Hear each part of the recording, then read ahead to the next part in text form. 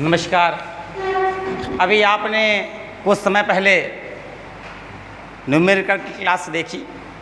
अब आपको जो आज की क्लास मिलने वाली है वो आपके सामने आपको दिख रहा होगा कि पर्यावरण आधारित प्रश्नों को लाया गया है। आज हम आपके सामने भारत की वन रिपोर्ट को प्रस्तुत करेंगे और बहुत अच्छी स्लाइड बनी भाई, बड़ाई करने लायक है यार। जो काम अच्छा है वो अच्छा है, नो डाउट। ठीक है, इनको पकड़ के लाया गया है। आप ये सुंदरवन से वहाँ टहल रहे थे, आपको पता है उनका प्राकृतिक निवास है, तो उनको वहाँ से पकड़ के लाया गया। बंगाल टाइगर है, इनको देख रहे हो। ठीक है, आपको देखो बनाया भी बहुत अच्छा है। सुंदरवन आपका होता है पूर्व साइड से, पूर्व साइड ये बैठे हुए हैं, पश्चिम साइड ये बैठे हुए हैं, और दोनों काम बचा किसको रहे हैं? पर्यावरण को। या थोड़ा सा डिस्टर्बेंस पैदा ना करो, ठीक है। तो तुम लोगों को भी यहाँ पर ध्यान देना है। भाई एक चीज़ बता दें आज हमारा दिल खुश हो गया। इतना अच्छा काम किया यार प्रभात जी ने कि कोई जोड़ नहीं यार। बंदे ने मतलब कि उसने कहा कि भैया मटेरियल्स के मामले में ना कि अब दच्छे को कोई कमी नहीं पड़ेगी। पूरा मैनेजमेंट मटेरियल्स को उसने अपने हाथों में लिया है बेटा। अब आपको समझ में आ रहा होगा कि कौन सी चीज़ें कितना गजब का। बेटा अगर आपको अच्छा लग रहा है, देखने से ही अच्छा लग रहा है, तो सब लोग लिखेंगे, करके दिखाएंगे। और बहुत अच्छी स्लाइड बनी है। ये स्लाइड आपके मोबाइल पर पहुंच जाएगी और इसकी हार्ड कॉपी भी आपको मिल जाएगी। ठीक है, आपको ये दोबारा ये मान के चलिए भारत की वन रिपोर्ट पढ़ने की आवश्यकता नहीं पड़ेगी। बहुत अच्छे इसके क्वेश्चन, मज़ा आ जाएगी आपको यार। ये मतलब कि एकदम यूनिक चीज़ है। ठीक, अब आप देख रहे हैं यहाँ पर कि सीधे सीधे पर्यावरण पर आधारित प्रश्न हैं, और पर्यावरण के आधारित प्रश्नों पर आप देखिए इन प्रश्नों को आपको केवल एक बार करना होता है। अगर आपने एक बार इसको पढ़ लिया तो आगामी कितने भी पेपर हों आपके आसानी से हो जाएंगे। ये बहुत अच्छे अच्छे प्रश्न बनते हैं। ठीक, देखिए अभी चूँकि ये पर्यावरण दिवस आने वाला है, जब आएगा तब देखा जाएगा। क्योंकि अभी 2021 का ही हम थीम देखेंगे, तो थीम भी इसमें नोट कर दी गई है कि इकोसिस्टम रेस्टोरेशन। इसका मतलब होता है कि जैसी हमारी पृथ्वी थी हम उसको वैसी ही कर देंगे। ठीक है ना। बीच में हम लोगों ने बहुत मतलब कि कटाई मचाई। ठीक है भैया, ये काटो वाटो नहीं यार, सीधी सी बात है। ठीक है, पेड़ों को बचाओ, पेड़ हैं तो हम हैं, सीधी सी बात यार। जब वही नहीं बचेंगे तो वो ऑक्सीजन कहाँ से लोगे यार? देखो एक चीज़, प्रकृति को बचा लो, ये तुम लोग का काम है। अब यहाँ पर हम लोग चलते हैं। बहुत अच्छा स्लाइड है। इस स्लाइड की आपकी हार्ड कॉपी आपको मिल जाएगी। चलिए आज हम लोग एक एक प्रश्न चलते हैं। आप लोग इसको बस देखेंगे, इसकी आपको कॉपी मिल जाएगी। इसके बाद अपनी आप नोट्स में इसको बहुत अच्छे बना लेंगे। ठीक, चलते हैं। ठीक, आप देखिए पर्यावरण के सारे क्वेश्चन को हमने इसमें समेटने की कोशिश की। पहली बात तो आपको ये देखिए कि इसकी सर्वप्रथम ये कब आई थी? 1987 में। भारतीय जो वन रिपोर्ट है उसी जिसका जो आधार है वो है 1987। अब आखिर पूछा जाता है कि रिपोर्ट तैयार कौन करता है? इस प्रकार से प्रश्न आपसे पूछे जाते हैं। तो रिपोर्ट तैयार कौन करता है? भारतीय वन सर्वेक्षण NSI द्वारा प्रति 2 वर्ष में। देखिए एक एक पॉइंट को यहाँ पर क्लियर किया गया। कितने वर्ष में बेटा?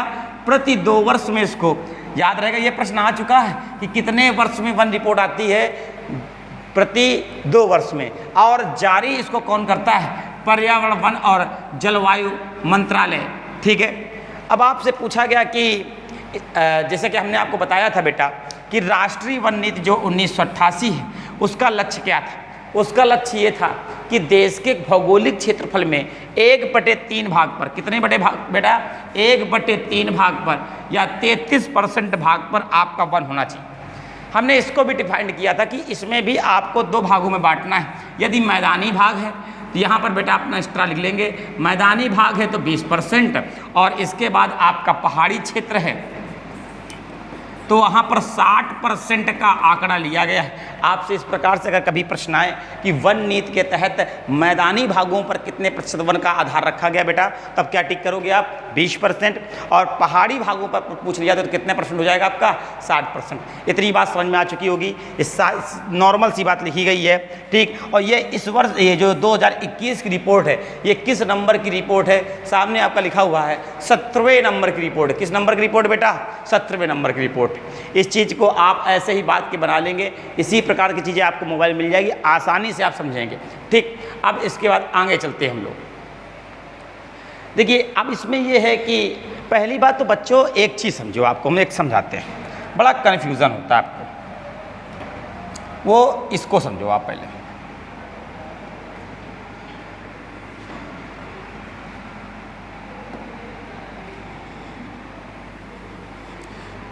प्रश्न आपसे क्या पूछा जा रहा है और आप क्या आंसर दे रहे हैं। अधिकतर बच्चों के अंदर में एक कमी देखेंगे, आपको जो पता होगा आप वही आंसर देंगे, ठीक है। ऐसा नहीं है, प्रश्न के आधार पर ही आपका आंसर होना चाहिए। जैसे आपसे जब वनावरण पूछा जाए, वनावरण, ठीक, तो प्रश्न आपका अलग होगा। और जब आपसे वृक्षावरण पूछा जाए तब आपका प्रश्न अलग होगा। लेकिन समस्या ये है कि ये सब चीज़ें वहाँ पर इसलिए समझ में नहीं आती हैं क्योंकि आप इनको रट के छोड़ देते हो और बड़ा कन्फ्यूज़न होता है। देखो सीधी सी बात है बेटा कि आप लोग हमेशा वृक्षावरण करते हो। आप लोग क्या करते हो बेटा, आप लोग कभी वनों में गए हो पेड़ लगाने? बताओ कौन गया सुंदरवन डेल्टा में पेड़ लगाने? गए हो क्या? आप लोग कहाँ पेड़ लगाते हो? अपने घर के बाहर हैं? आपने नेशनल हाईवेज वाले पेड़ देखे होंगे, ठीक है। यही तो आप गली के बाहर आपने लगा लिया, आपका कोई राष्ट्रीय पार्क है आपने वहाँ लगा दिया, तो ठीक है ना। तो आपके द्वारा जो पेड़ लगाए जाते हैं या पौधे लगाए जाते हैं वो किस में काउंट होते हैं बेटा? वो वृक्षावरण में काउंट होते हैं, ठीक है। आपने अभी आपने देखा होगा कि हाल ही में वृक्ष महाकुंभ मनाया गया था, ठीक है, लखनऊ में मनाया गया था। अब वृक्ष तो क्या वहाँ पर ये मनाया गया वनावरण महाकुंभ, ठीक। इसका मतलब ये है कि जो आप लगा रहे हो वो क्या कर रहे हो बेटा? वृक्षावरण। मतलब कि जो हम लोग कर रहे हैं वो वृक्षावरण। जो ऑलरेडी वनों पे लगे हुए हैं, जहाँ पर हम लोग का जाना मना है, आपको पता है हमने वनों को जब ने डिवाइड किया था, कोर जोन, ठीक है, आपका इसके बाद संक्रमण जोन, ये सब हमने आपको 3 जोन उसके बताए थे, ठीक है ना। तो आप याद रखिएगा जो हम लगा रहे हैं वो क्या है? वृक्षा। और हम कितना लगा रहे हैं आपको भी पता है। हम लोग लगा कम रहे हैं, काट ज़्यादा रहे हैं, ठीक है ना। इसीलिए ये हालत हो गई है। और फिर हम लोग ये कहते हैं कि यार पता नहीं कौन से कर्म किए जो भगवान हमको इतना कष्ट दे रहा है। देखो एक चीज़ बेटा समझ लो, कष्ट जो चीज़ें हैं अपने आप दिल में पूछे तो कुछ ना कुछ तो गलत किए हो, ठीक। अब देखो हम लोग क्या करते हैं, बोतलें फेंकते रहते हैं, पानी ये वो, ज़्यादा बोतलें फेंक रहे हैं। क्या हुआ? केरल में बाढ़ आ गई। पृथ्वी का पहला गुण समझ लो, पृथ्वी कभी भी, यार पृथ्वी ने जब सूर्य के ताप को अपने पास नहीं रखा, उसको भी एक निश्चित समय तक रखती है। वो माँ है वो यार, वो भी निश्चित समय तक रखती है और इसके बाद सीधे रिफ्लेक्ट कर देती जाइए। हमने आपको बताया भी था कि लगभग ये मान के चलिए 2 बजे के आसपास तक वो अपने आप को प्रकाश को अवशोषित करती रहती है। 2 बजे के बाद क्या परावर्तित कर देती है। इसीलिए आपको पता है जब हम लोग पढ़ते हैं आज महानगरों का तापमान ये 3 बजे के आसपास कितनी गर्मी लगती है। क्यों? ऊपर से भी गर्मी आ रही, नीचे से भी गर्मी वापस जा रही है, ठीक है ना। तो यहाँ पर देखिए पृथ्वी कभी अपने पास कुछ नहीं रखती। आपने खूब सारे बोतलें फेंकी, सब कुछ फेंकी। अब केरल में बाढ़ आई, केरल में बाढ़ में आपने जरा वीडियो दोबारा चेक करो, क्या हुआ? वही बोतलें, वही डब्बा सबके घर के अंदर थे, ठीक है। और पृथ्वी ने ये भी कहा कि हमने कुछ दिन तक रखा है तो उसका जो ब्याज है वो भी ले लो। ब्याज क्या था? ये सांप जा रहे हैं, ये बिच्छू जा रहे हैं, तो याद रखो भैया उतना सताओ कि जितना चल सके, ठीक है। नहीं तो केदारनाथ की घटना आपको पता ही, प्राकृतिक समस्याएं तब आती हैं जब आप प्रकृति के साथ खेलना प्रारंभ कर दे तो छोड़ेगी नहीं प्रकृति, ठीक है। याद रखना हमेशा ज़्यादा ये होगा। तो पहली बार वनावरण और वृक्षा, जो तुम लगा रहे हो वो क्या है? वृक्षावरण। अब यहाँ पर प्रश्न के अनुकूल आपको आंसर देने, देखिए क्या रिपोर्ट आई है। देखिए इस बार ये बोला गया कि भारत के भौगोलिक क्षेत्रफल में जो भारत के क्षेत्रफल में वन है, देखिए यहाँ पर वो क्या बोला जा रहा है, वनों की बात की गई। जब वन आपसे पूछा जा रहा है तो वन कितना है बेटा? 21.71%, ठीक है। और इसके बाद जो आपका भौगोलिक क्षेत्रफल में आप ये देखिए कि भौगोलिक क्षेत्र में जो आपका वृक्ष का है, मतलब जो तुम लोगों का है, वो कितना? 2.91%। अब आपसे ये पूछा जाए कि भौगोलिक क्षेत्र में वनावरण कितना है, तब आंसर क्या मारेंगे? 21। लड़का क्या रटे होता है हम आपको बता दें। अब चाहे बाबू इतने में कुछ भी बोल लें, बाकी क्लास में हम जब देखते हैं वो सीधे आंसर 24.62 देते हैं। आप चेक करिएगा, वो कहते हैं कि 24% के आसपास वनावरण। अरे यार वनावरण नहीं है, वो वनावरण और वृक्षावरण कुल है। अगर आपसे पूछा जा रहा है कि भारत के कुल भौगोलिक क्षेत्रफल में वृक्षावरण कितना है, तब आप बोलेंगे 2.91%, ठीक है। जब आपसे पूछा जाए वनावरण कितना है तो 21.71%। अब आपसे भारत ये पूछ लिया जाए, देखो 2 प्रश्न ये हो गए, तीसरा प्रश्न कार्य में बनेगा कि भारत में वनावरण और वृक्षावरण कितना है, तब आप बोलेंगे 24। भाई दोनों को जोड़ लो यार, 24.62%, ठीक है ना। ये है आपके। अब आपके देखो इस पे प्रश्न दो प्रकार से बनेंगे, पहले तो दो ही प्रकार से प्रश्न आते थे, लेकिन अब जो क्वालिटीज़ चेंज हुई हैं उस क्वालिटीज़ के आधार पर भी आपके प्रश्न देखिए। देखो पहले का पैटर्न क्या था, 2014, 15, 16 के आसपास की बात चल रही, तो वहाँ पर ये पूछते थे प्रतिशत के आधार पर आप वन बनाइए, बताइए सबसे ज़्यादा किस राज्य में है, या क्षेत्रफल के आधार पर बताइए। लेकिन अब क्या कर रहे हैं, पिछली रिपोर्ट से ये भी चेक कर लेते हैं कि वृद्धि कहाँ हुई है, कहाँ पर कमी आई है वनों में, इस प्रकार के प्रश्न भी आए हैं, तो हमने उन प्रकार के प्रश्नों को भी ऐड करने की कोशिश की है। देखिए अब आपसे पूछा जा रहा है कि एक एक चलते हैं, ये आपसे पूछा गया है कि क्षेत्रफल के आधार पर, पहले इसको देखेंगे, क्षेत्रफल के आधार पर। तो सबको पता है कि क्षेत्रफल के आधार पर अगर हम पूछा जाए कि सबसे ज़्यादा वन कहाँ है, तो क्षेत्रफल के आधार पर यहाँ देखो बेटा, ये है प्रश्न, क्षेत्रफल के अनुसार सर्वाधिक वनावरण वाले राज्य कौन से बेटा, तो आपको सबको पता है नंबर 1 पे मध्य प्रदेश आता है और नंबर 2 पे अरुणाचल प्रदेश। देखो बेटा अब मध्य प्रदेश मत याद रखना, तुमको हम फिर बता दे रहे हैं, क्योंकि अब पहला नहीं पूछते, कम से कम यार दूसरा तो याद कर ही लो। हमने 3 दिए हैं, आपको 3 दे दिए हैं, तीसरे नंबर पे कौन सा आया बेटा, छत्तीसगढ़। अब यहीं पर आपसे पूछा जाए कि क्षेत्रफल के आधार पर अगर सबसे ज़्यादा वन कहाँ पर है, तो आप बोलेंगे मध्य प्रदेश, नंबर 2 बेटा क्या है आपका अरुणाचल प्रदेश, और नंबर 3 क्या है आपका छत्तीसगढ़। तो यहीं पर देखिए एरिया के आधार पर सबसे कम वन भी देख लीजिए कहाँ पर है, तो क्षेत्रफल के अनुसार सबसे कम वन बेटा, वन कहाँ बेटा, हरियाणा। हमारे छोरा छोरी से कम थोड़ी ना है, डायलॉग बना सुल्तान वाली मूवी, ठीक, तो सबसे कम कहाँ बेटा, हरियाणा। दंगल लड़ना है, हमको लगता है दंगल लड़ने में सुल्तान ने जो नहीं वो अपने गाना सुना था, एक उसमें सुल्तान ने गाना गाया था बहुत अच्छा, मारो लाठी आठी सब वही, लकड़ी लकड़ी सब वही काट डाली रहा है, ठीक है ना।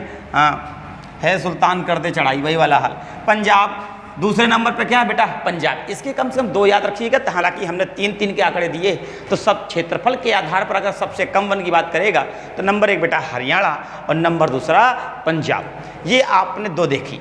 अब आपसे ये पूछा जाएगा कि देखो बेटा सर्वाधिक वनावरण में वृद्धि किसने की है। वृद्धि का मतलब होता है कि देखो बेटा पिछली बार मान लीजिए इन सब में मध्य प्रदेश में 100 वन थे, ठीक है, और इसके मान लीजिए आंध्र प्रदेश के पास कम वन थे, मान लीजिए 40 वन थे। अब यहाँ पर मान लीजिए इसके पास पेड़ बन के हो गए 115, तो वृद्धि कितने की हुई, 15 की वृद्धि हुई। कितने की वृद्धि हुई बेटा, 15 की वृद्धि हुई। अब मान लीजिए कि इसके पास जो 40 वन थे ये हो गए हैं 70, तो अब यहाँ पर देखिए इसकी वृद्धि कितनी की हुई, 30 की। तो वृद्धि का मतलब होता है कि पिछली रिपोर्ट के आधार पर इस रिपोर्ट में टोटल कितने, सबसे ज़्यादा किसने पेड़ में ज़्यादा वृद्धि की है, पेड़ों में की है, मतलब वनावरण में की है। तो यहाँ पर देखिए अब प्रश्न आपका मध्य प्रदेश नहीं होगा, आपसे सर्वाधिक वनावरण आवरण वृद्धि करने वाला राज्य, तो नंबर 1 बेटा क्या आ जाएगा, आंध्र प्रदेश, और नंबर 2 क्या है बेटा, तेलंगाना।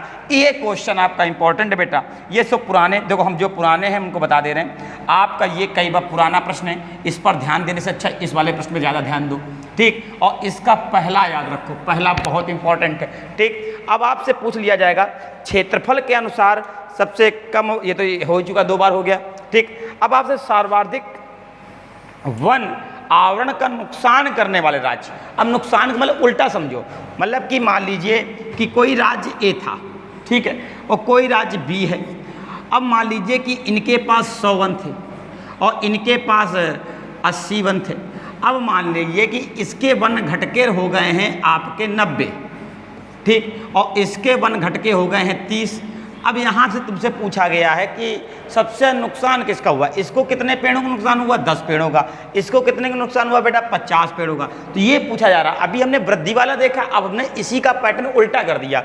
अगर आपसे पूछा सबसे ज़्यादा वनों का नुकसान का मतलब समझ वहाँ धर के कटाई हुई है, ठीक है, तो नुकसान जो सबसे ज़्यादा हुआ है बेटा वो अरुणाचल प्रदेश में हुआ है, ठीक है। इसका कारण ये भी मान सकते हैं कि यार लगातार वहाँ पुल भी बन रहे थे यार, और जब विकास होता है तो यार कुछ ना कुछ समस्याएं तो आती हैं। आप जो देखते हो हाईवेज आवेज जब बनने होते हैं फिर मजबूरी है ना, जब विकास होना है तो फिर कुछ ना कुछ तो हमको एडजस्ट करना ही पड़ेगा, और इसीलिए ये भी एडजस्ट करना पड़ा है, ठीक। तो आपसे अगर पूछा जाए कि सर्वाधिक वन आवरण में कम, ये क्वेश्चन बहुत इंपॉर्टेंट है। ये दोनों क्वेश्चन बेटा आपको रटे होने चाहिए। अगर हम आपसे पूछें कि वनावरण में सबसे ज़्यादा वृद्धि कहाँ हुई है, आंध्र प्रदेश। आपसे ये प्रश्न पूछा जाए कि वनावरण में सबसे नुकसान किस राज्य का हुआ, बहुत अच्छा क्वेश्चन है यार ये, सीधे अरुणाचल प्रदेश। डायरेक्टली किसी बच्चे से पूछ लो तो खड़ा हो जाएगा वहाँ पर, वो कहेगा ये प्रश्न नहीं किए हमने, ये प्रश्न बनाए गए हैं प्रश्न, ये आपको समझ में आ रहे होंगे। ठीक है, चलिए हम आगे चलते हैं। ठीक,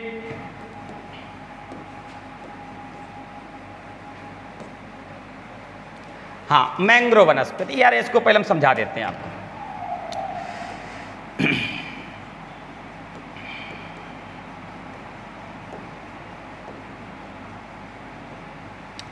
वनस्पतियां भी कई प्रकार की होती हैं, हम उन्हें अलग अलग नाम से जानते हैं। जैसे अभी आपका हाल ही में क्या है, मैंग्रोव वनस्पति,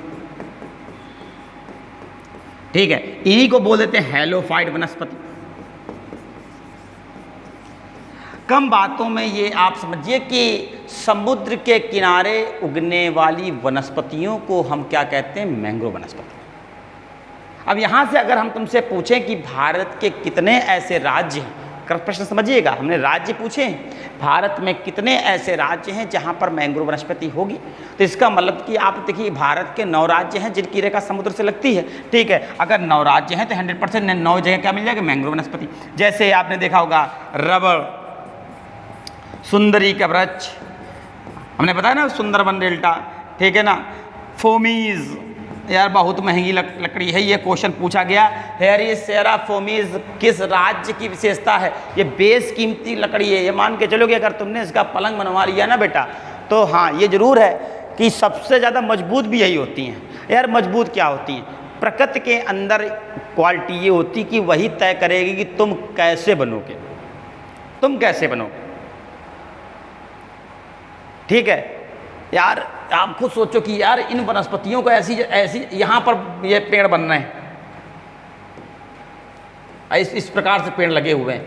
अब इधर से ओपन हवाएं तेज चल रही हैं, आपको हमने पछुआ पौने पढ़ाई है ना, चीखता 60 चीखता 40 ऐसा जो भी है। अब जब इधर से हवाएं आ रही तो ये बेचारे सुनामी आ रहा, सुनामी से इनको सामना करना, जो जितना ज़्यादा याद रखना कठिनाइयों का सामना करेगा वो उतना ही ज़्यादा मजबूत बनेगा। ये बहुत मजबूत लकड़ियाँ होती हैं। ठीक है, आप देखिएगा कि ये इतना ज़्यादा मजबूत होती है, पूरा लच जाती नीचे तक। ठीक, अरे यार तुमने देखा ना बाहुबली मूवी में, हैं बाहुबली में देखो नीचे एकदम लचकी जा रही है यार, तो इसका मतलब देखो दक्षिण भारत में शूटिंग हुई कि नीचे तक लचका जा रहा है। और इसका एक चीज़ सीखो, अगर सामने खतरा हो तो झुकना कोई बुरी बात नहीं, कभी कभी झुकने से अगर भी सफलता मिलती है। ठीक है, जो अकड़ते हैं वो टूट जाते हैं। एग्जाम्पल यूकेलिप्टस, ये झुकते नहीं हैं इसलिए टूट जाते हैं। ठीक, ये झुकते हैं इसीलिए क्या है बेटा, टिके। तो झुकना सीखो। तो याद रखना मैंग्रोव वनस्पति क्या होती है बेटा, खारे पानी में उगने वाली वनस्पति। कोई आपसे पूछे तो आपके सामने एग्जाम्पल है रबड़, सुंदरी, फोमीज, इस प्रकार से। ठीक, और अगर आप यहाँ पर देखिएगा, आपसे दूसरा होता है आपका जीरोफाइट। क्या होती है बेटा, जीरोफाइट। जीरोफाइट का मतलब होता है बेटा कि जो रेगिस्तान क्षेत्र में उग जाए या जो मरुस्थलीय भागों में उग जाए, ठीक है, उन्हें क्या बोलते हैं बेटा, जीरोफाइट वनस्पति। जैसे खेजड़ी के वृक्ष। ठीक, खेजड़ी के वृक्ष बेटा कितनी बार पेपर में पूछा गया है कि खेजड़ी के वृक्ष कहाँ की विशेषता है। बेटा एक चीज़ याद रखो, जो नए बच्चे, खेजड़ी और खेतड़ी में अंतर है। खेतड़ी तांबे की खान है जो कि कहाँ पर है बेटा, राजस्थान में। तांबे की खान के बारे में अगर भारत के परिप्रेक्ष्य में आएगा तो खेतड़ी आएगा, और विश्व के परिप्रेक्ष्य में आएगा तो आपको पता दक्षिण अमेरिका की एक खान है चुक्की कमाटा। याद रखना, जिनको नहीं पता है वो नोट कर लेंगे, कौन सी बेटा, चुक्की कमाटा। ये कई बार आ चुका है कि चुक्की कमाटा जो कि बेटा दक्षिण अमेरिका महाद्वीप में आपसे पूछा जाएगा चुक्की कमाटा किस लिए प्रसिद्ध है, तो आंसर क्या होगा बेटा, तांबे के लिए। ठीक, और भारत में अगर तांबा पूछा जाए तो आंसर क्या होगा, खेतड़ी। तो जीरोफाइट क्या होती है, जो मरुस्थलीय क्षेत्र में उग जाती है। आपका आंसर क्या होगा, खेजड़ी के वृक्ष, जोहर के वृक्ष। ठीक है, जो टेट की तैयारी कर रहे हैं बेटा, आपके लिए तो रामबाण है ये सब। और इसके बाद देखिए लिथोफाइट।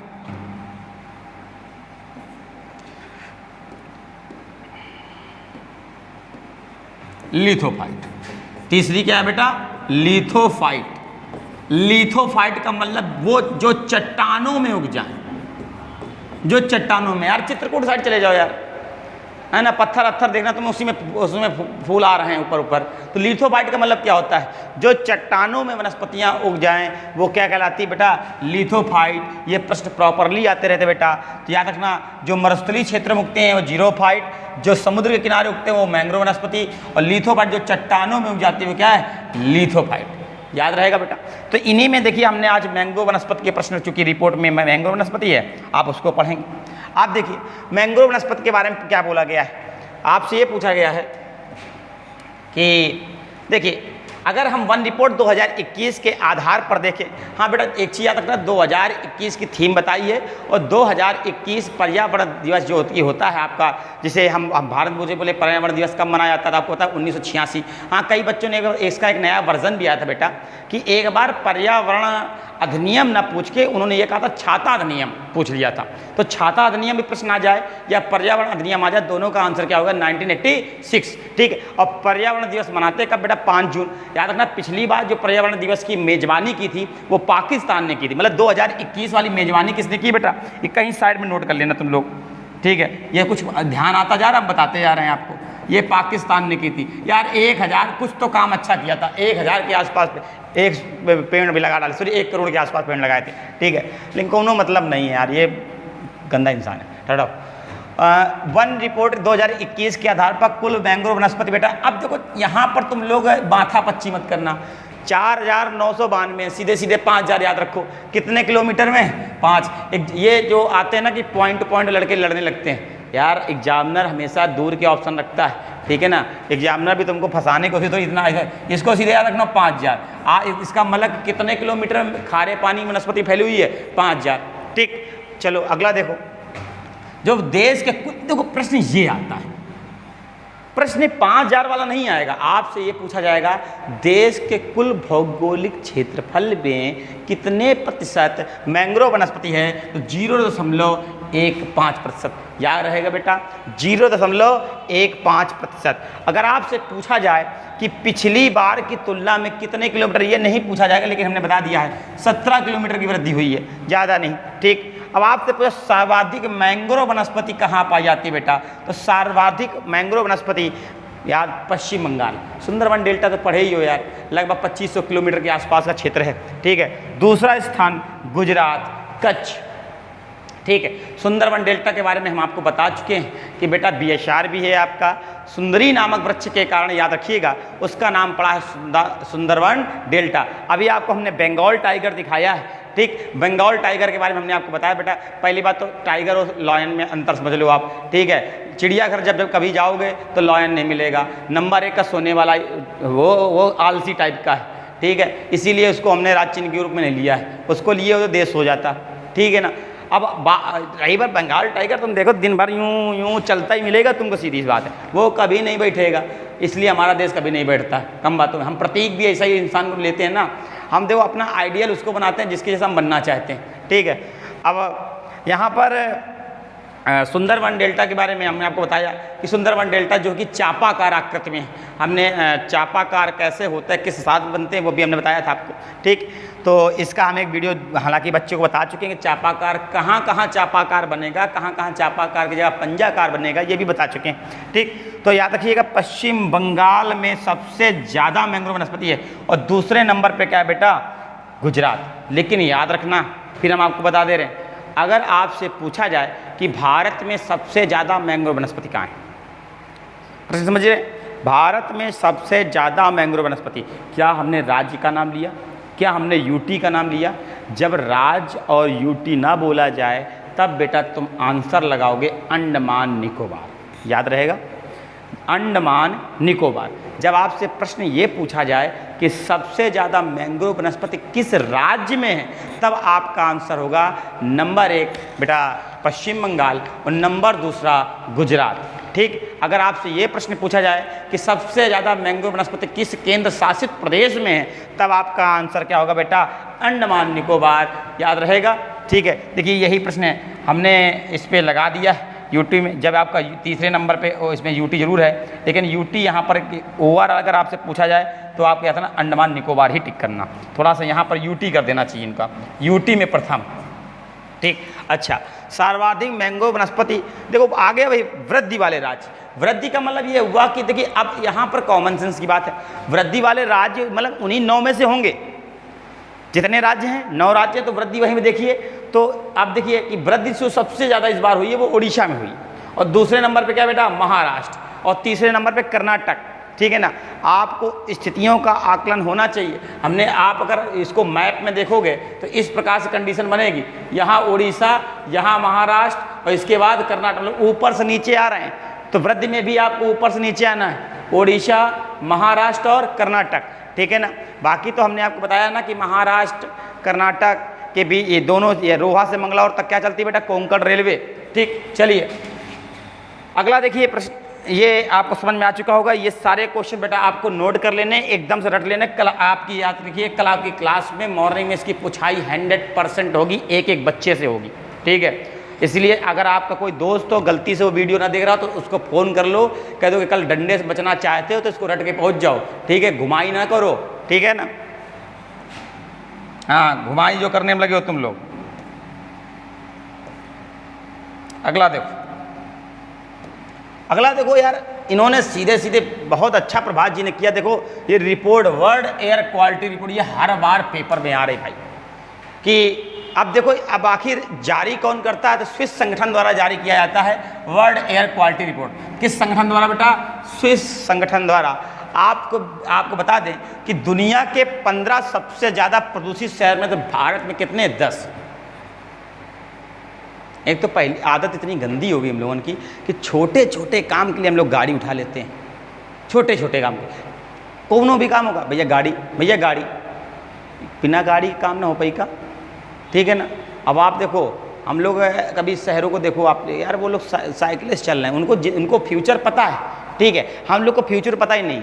ठीक है, जो जब मान लो जैसे हमारे सीनियर लोग मिलते हैं, उनसे अगर बोल देना कुछ, हम बता देंगे भैया ये ना करो, पानी ना फैलाओ, भैया ये ना करो, तो वो बोलते हैं क्या तुम्हारे बाप का है का।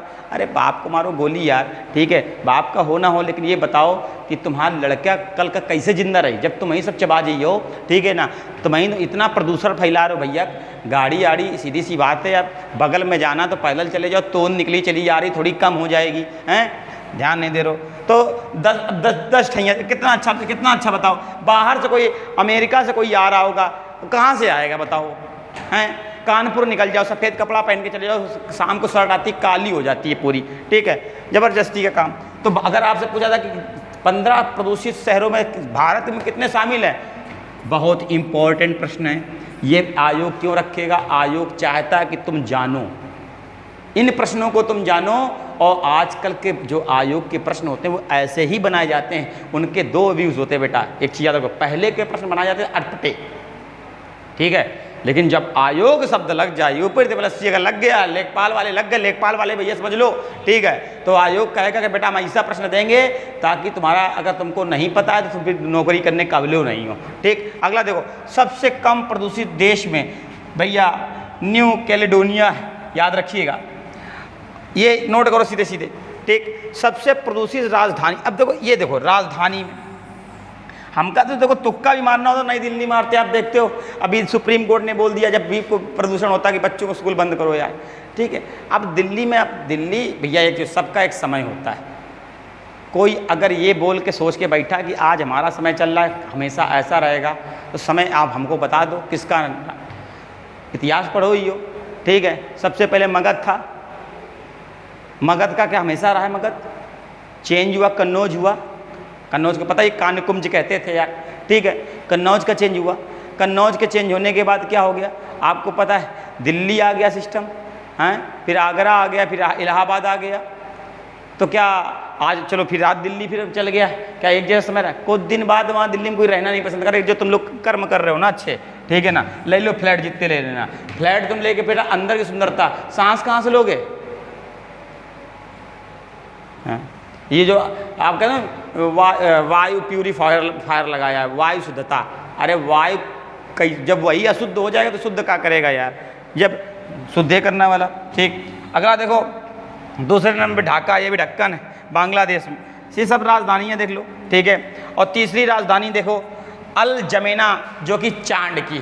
चांद बेटा, चांद पे एक प्रश्न बहुत आता है कि लैंड लॉक्ड कंट्री कौन सी है, उस पर चांद वाला प्रश्न बहुत आया है। लैंड लॉक्ड मतलब जिसकी सीमा समुद्र से न लग रही हो, क्लोज, जैसे अपने यहाँ मध्य प्रदेश, तेलंगाना, मतलब जो बीच की जगह है, आप देखिए जिसकी सीमा किससे न लग रही बेटा, समुद्र से। आप हमको बताइए कि भारत में कितने ऐसे राज्य हैं जो जिनकी सीमा समुद्र से नहीं लगती, फटाक से लिखाइए, ठीक है। अगला देखिए, सबसे प्रदूषित देशों की सूची।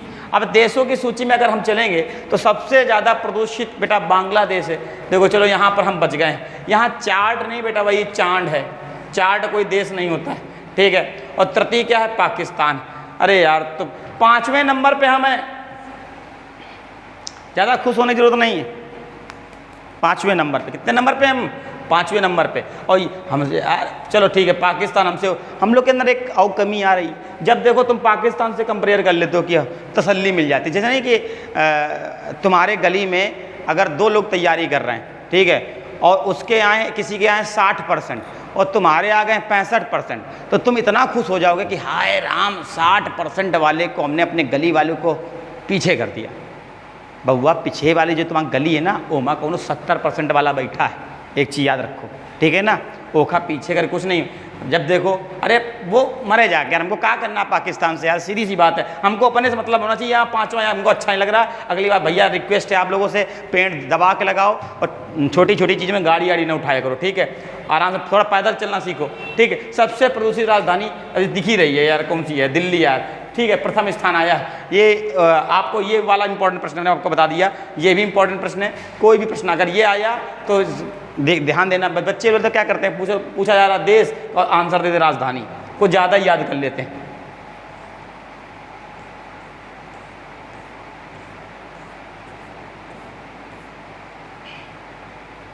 ठीक, तो बेटा ये आपकी 1 रिपोर्ट हमने आपकी करा दी। 1 रिपोर्ट पे अब हम क्वेश्चन से लेके आएंगे, ठीक है। क्वेश्चन आपके होंगे, 4 ऑप्शंस होंगे, हम चाहेंगे आप हमारे साथ बैठ के फटाफट उसके आंसर देंगे। कल आपका काम है, हाँ 1 रिपोर्ट में देखा इसी आपका देखिए प्रतिशत के आधार पर रह गया था। प्रतिशत के आधार पे आपको सबको पता है, ठीक है, कि सबसे ज़्यादा प्रतिशत के आधार पे वन आपके मिजोरम में है, मिजोरम के बाद अरुणाचल प्रदेश में है, अरुणाचल प्रदेश के बाद मेघालय में, ठीक है। शायद वो रिपोर्ट इसमें इंक्लूड अभी नहीं हो पाई या फिर कुछ मिस हो गया है, हमने आपको बता दिया है, आप उसको नोट कर लेंगे कि अगर प्रतिशत के आधार पे आपसे 1 पूछा जाए तो नंबर 1 पे क्या है बेटा, मिजोरम है, ठीक है। नंबर 2 पे क्या है बेटा, अरुणाचल है, और नंबर 3 पे ये साला ये ससुराल में कौन से मिस कैसे हुई क्या था यार, पता नहीं, और नंबर 3 मेघालय, ठीक। तो ये याद रखिएगा, ये वाला प्रश्न आपसे थोड़ा सा मिस हो गया था, ठीक है, और ये हमको उसी समय बता देना चाहिए। चलो कोई बात नहीं, लास्ट में बता दिया आपको, ठीक है। तो ये 1 रिपोर्ट आपकी हो गई। 1 रिपोर्ट बेटा अभी से याद रखिएगा, किस नंबर की 1 रिपोर्ट है, 17वें नंबर पे है, ठीक है। क्षेत्रफल के आधार पर सबसे ज़्यादा बना आपको कहाँ पे बेटा, मध्य प्रदेश, आपको ये पुराना क्वेश्चन है, ठीक है। वृद्धि वाले याद रखिएगा, सबसे ज़्यादा वृद्धि कहाँ पर हुई है बेटा, आंध्र प्रदेश में, और सबसे ज़्यादा कमी कहाँ हुई है, तो आपको कमी भी आपको देखना है, तो कमी वाला भी अभी हमको कराया उड़ीसा में। इसी प्रकार से आपको मैंग्रोव वनस्पति देखनी कि अगर आपसे किलोमीटर, हमने कहा था किलोमीटर पूछता है तो आप 5000 याद रखोगे, ठीक। इसका बेटा आप पिछले, हाँ आपके जैसे आपका आ रहा है पर्यावरण दिवस आने वाला, जून आने वाला, तो जून में आप लोग का काम क्या है कि बेटा इस बार थीम क्या रह रही है, पर उतना इंक्लूड कर लेना, और मेजबानी कौन करेगा, बस आपका पूरा काम हो जाएगा, ठीक है। इससे ज़्यादा आपको प्रश्न इसमें नहीं आएंगे, बस आप लोग याद रखें, अभी से इसको रटना स्टार्ट करेंगे। और आप लोग भाई अपना काम करते रहिए, हम लोग अपना, देखिए अभी स्टार्ट हुआ, देखिए आपको मज़ा भी आ रही होगी कि हाँ कुछ ना कुछ बेहतर होता चला है, दिन प्रतिदिन हम लोग सुधार कर रहे हैं, ठीक है। और ये सुधार हमको एक ना एक दिन शिखर तक पहुंचाएगा, ठीक। बस आप लोग लगे रहिए। 7 बजे से लेकर याद रखिएगा 10 बजे तक का समय आपके गुरु के लिए खाना 10 बजे के बाद खाओगे, ठीक है ना। इसके बाद सीधे चौकस एक चाय, जैसे हमारा दिनचर्या, हम अपनी दिनचर्या तुम्हारे अंदर ऐड करेंगे, और चाय के बाद फिर उठाएंगे कॉपी पेन, फिर चालू हो जाएंगे, ठीक है। और 11 बजे सो जाएंगे और सवेरे 6 बजे करंट का आनंद उठाएंगे। इस प्रकार से आपका पूरा एक शेड्यूल चलेगा और उसी शेड्यूल से हम धीरे धीरे वही चलते रहेंगे और सफलता मिलेगी आपको। ईश्वर ने चाहा तो आप सभी लोग बहुत आगे जाएंगे बेटा, ठीक है ना। आपके ग्रामीण परिवेश की पहली ऑनलाइन क्लासेस हैं, ठीक है, गर्व करो। चलो, जय हिंद, जय भारत, जय दक्षेश, जय ग्रामीण परिवार। चलिए।